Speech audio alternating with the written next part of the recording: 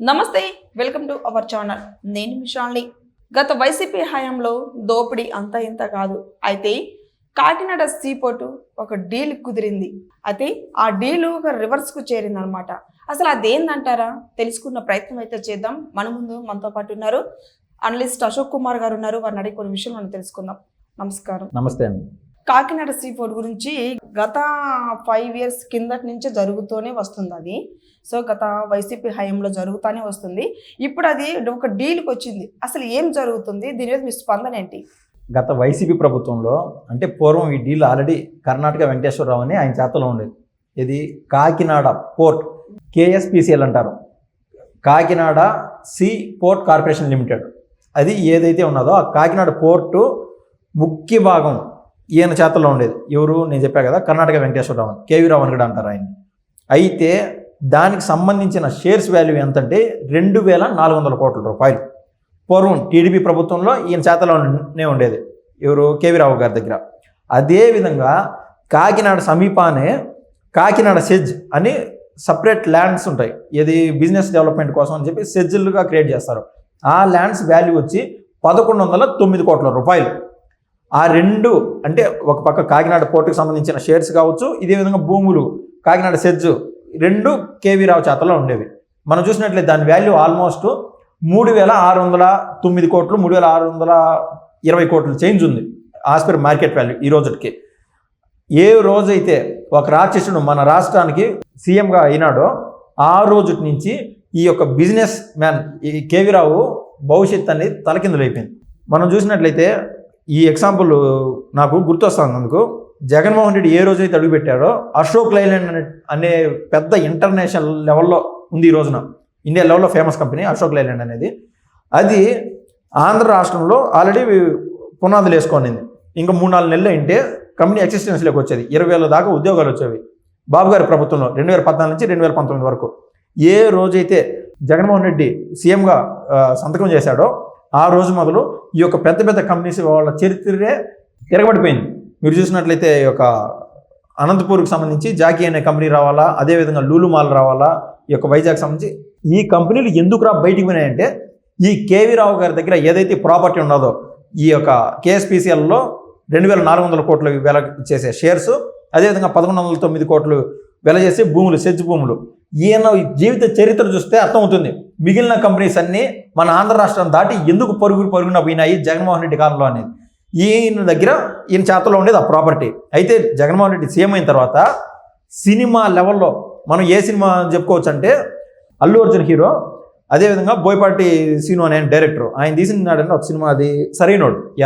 సరైనోడు సినిమాలో వైరం ధనుష్ అనే క్యారెక్టర్ ఉంటుంది. ఎగ్జాక్ట్ అతని యాటిట్యూడు, అతని రేంజు, అతని లెవెలు, ఆ ఈగోని జగన్మోహన్ రెడ్డి మెయింటైన్ చేశాడు.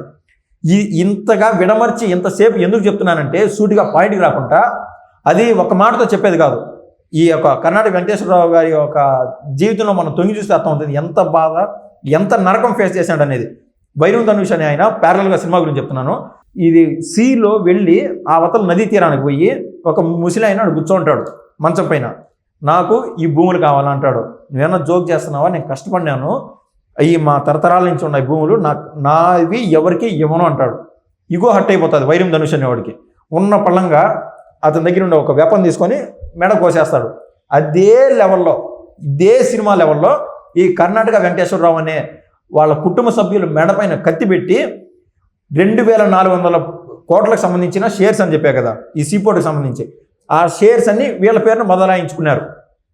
ఎంత బదలాయించుకోవచ్చు మీరు అక్షరాలు చెప్పండి. ఒకవేళ మహా అంటే వీళ్ళ అత్యాశ ఎక్కువ కదా, 1,400 కోట్లు 1,500 కోట్లకు రాపించుకుంటారు. 800 కోట్లు మిగిలినట్టేరా కదా అని గుడ్డి కంటే మెల్లబెట్టరు అన్నట్టు. కానీ 494 కోట్లకు రాపించుకున్నారు. అంటే దాదాపు 2,000 కోట్ల రూపాయలు షేర్స్ని అదనంగా తీసుకున్నట్లు అయిపోయింది. ఆయన పేరు మీద ఉండే కంపెనీలో ఉండే షేర్స్ బదిలీ అయిపోయినాయి. ఎవరి పేరు మీద? ఒక పక్క అరవిందో కంపెనీ పైన, అదేవిధంగా విజయసాయిరెడ్డి అల్లుడు అయినటువంటి శరత్ చంద్రారెడ్డి పైన, అదేవిధంగా ఈ యొక్క వైవి సుబ్బారెడ్డి కొడుకు వై విక్రాంత్ రెడ్డి, వీళ్ళ పేర్లను బదిలీ అయిపోయినాయి. దాంతోపాటు 2 మెయిన్ కంపెనీస్ ఉన్నాయి. ఆ మెయిన్ కంపెనీస్లో ఎవరైతే పాల్గొన్నారో ఆ నిందితులపైన అందరిపైన కేసు రిజిస్టర్ అయినది. ఆ రోజున ఏం జరిగిందంటే వీళ్ళ దగ్గర వీళ్ళు బెదిరిస్తున్నారు, అయ్యా ఎట్ట చేయాలి బా అని చెప్పి సజ్జల రామకృష్ణారెడ్డి దగ్గరికి పోయినాడు KV రావు. సజ్జల రామకృష్ణారెడ్డి ఏమన్నాడంటే అది నా చేతలో లేదు అని జగన్మోహన్ రెడ్డి అపాయింట్మెంట్ ఇవ్వకుండా ట్రై చేశాడు. ఏదో విధంగా సజ్జల రామకృష్ణారెడ్డి అంటే మోకురు అని చెప్పి జగన్మోహన్ రెడ్డి అపాయింట్మెంట్ తీసుకొని ఆయన దగ్గర పోయినాడు. ఎవరు? కేవీ రావు. ఈ మాదిరి నా ప్రాపర్టీ ఈ మాదిరి బదలాయిపోతుంది, అయ్యా మీరు దయచేసి న్యాయం చేయండి అని సీఎం గారికి అడిగిపోతే, సీఎం అంటే ఎవరు? సీఎం హోదాలో ఉన్నవాడు రాష్ట్ర ప్రజల్ని ఒక అన్న మాదిరి ఒక తండ్రి మాదిరి చూసుకోవాలి. అప్పుడు ఆయన ఇన్స్టెంట్గా ఆయన ఇచ్చిన రిప్లై ఏంటంటే, విక్రాంత్ రెడ్డి ఎట్లా చెప్తే అట్లా చేయన్నాడు. అదే ఫైనల్. ఎవడు ఏం చేయలేడు. ఇవాళ మీరు అందరికీ అర్థం కాక ఇది పేపర్లో చదివేదో ఇంటర్నెట్లో చూసి చదివేది కాదు. రియల్గా ఒక ప్రాబ్లం ఎదుర్కొనేవాడికి ఆ బాధ తెలుస్తుంది. 151 మంది ఎమ్మెల్యేలు పెట్టుకొని సాక్షాత్తు గతంలో అన్ని సంవత్సరాలు ముఖ్యమంత్రిగా చేసినటువంటి చంద్రబాబు నాయుడు గారినే బెదిరించేదానికి దిగినారు.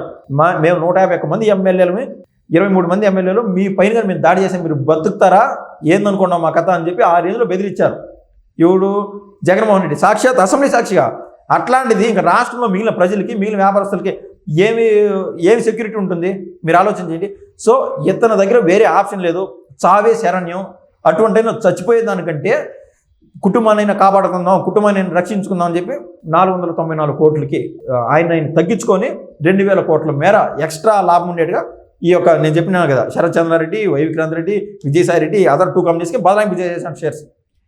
ఈ క్రమంలో దాంతో సరిపెట్టుకోక ఈ కాకినాడ సీపోర్ట్కి అతి సమీప అన్నటువంటి ఈ సెజ్ ఏదైతే ఉన్నదో ఈ సెజ్ భూముల్ని 1109 కోట్ల రూపాయలు సెజ్ వాల్యూ, ఆ భూముల వాల్యూ మీరు ఆలోచన చేయండి. అస్సలు ప్రపంచ చరిత్రలో కూడా ఇటువంటి దారుణాలు అక్రమాలు చేసిన వాళ్ళు కనిపిరు. మీరు గుర్తుపెట్టుకోండి, మళ్ళీ చెప్తున్నా, 1109 కోట్లు విలువ చేసే ఈ యొక్క భూముల వాల్యూని కేవలం 12 కోట్లు కొన్నాడు. ఎవరు? ఈ చెప్పిన ఈ వైసీపీ మోక. ఇది అసలు అనుకుంటేనే రాష్ట్ర ప్రజలు ఇంత నరక కుప్పలో ఉండేవని అనిపిస్తుందండి. ఒక 50 లక్షలు లాభం ఉంటుందని అయినా కొద్ది రోజులు పోతే ఇంకొక 10 లక్షలు పెరుగుతుందేమో. ఎవరన్నా బిడ్డలు పెళ్లి చేయడానికి కొంతమంది సగటు రైతులు కావచ్చు, లేకుంటే బయట రియల్ ఎస్టేట్ చేసేవాళ్ళు కావచ్చు, ఇంకొక 10 లక్షలు పెరిగితే చాలని అనుకుంటారు ఎవరైనా. వాళ్ళ బిడ్డల పెళ్లి కావచ్చు, వాళ్ళ బిడ్డని యూఎస్కో బయట చదువులు 10 లక్షలు వాల్యూ, అది 1100 కోట్ల వాల్యూ, ఇది 12 కోట్లు. అంత దారుణాలు చేశారు.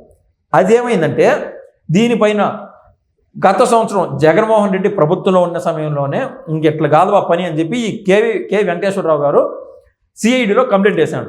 ప్రభుత్వంలో ఎవరైతే ఉంటారో వాళ్ళకి అంతో ఇంతో కొంచెం వెసులుబాటు అంటూ ఉంటుంది. మనకందరికీ ఓపెన్ సత్యం ఇది, ఎవరు కాదనలేదు నిజం.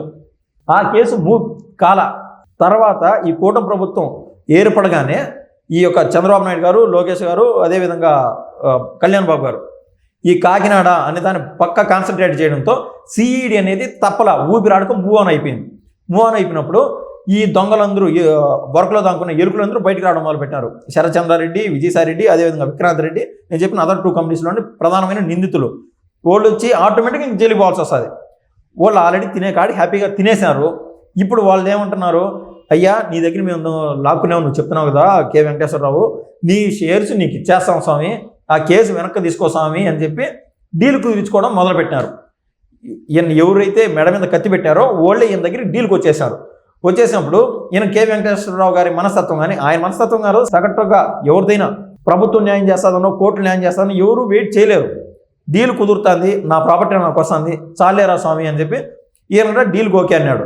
ఇందులో భాగంగా ఏదైతే ఈ ప్రాపర్టీ 3600 కోట్లకు సంబంధించిన ప్రాపర్టీ వెనక్కి చేస్తున్నారు. ఈ కాకినాడ భూములకు సంబంధించి కావచ్చు, కాకినాడ పోర్టుకు సంబంధించి కావచ్చు, భూములు వెనక్కి చేస్తున్నారు.